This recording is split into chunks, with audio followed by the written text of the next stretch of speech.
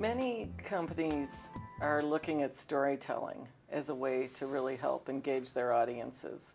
What role do you see storytelling playing in the work you do? It's the core part of everything we do. In fact, we have a wonderful initiative called StoryCorps that began right after 9/11, and they set up a booth in, I believe it was Grand Central Station, to just get New Yorkers to be able to sit down and talk to their loved ones, talk to their friends. StoryCorps now, it's on NPR. I've often thought that StoryCorps as a tool of effective public diplomacy would be the best thing for this country. Because what you're saying is everyone has a story worth listening to. Mm-hmm. Everyone has a story they want to tell. And when you listen to someone's story, you're saying, I respect you.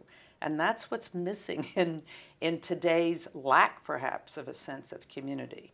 How do you disagree with respect? How do you have your opinion but let the other person have theirs? How do you connect to people?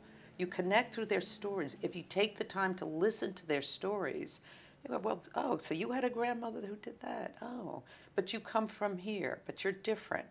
The stories are the most powerful thing we have. And public media, our mission is to tell America's story in a way that respects the teller and has integrity at the core of each story.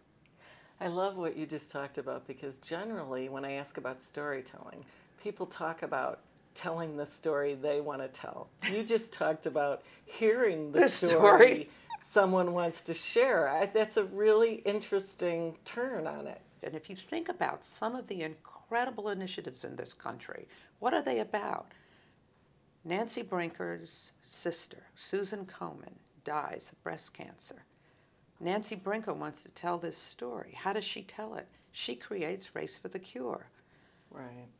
A mother loses a child because a drunk driver killed the child. The mother tells this story and creates Mothers Against Drunk Driving. These are just stories put into action. In Egypt, young people want their stories heard. They're tired of living a life where they can't see a future. Those stories get played out, and we better listen to these stories. Stories are very important.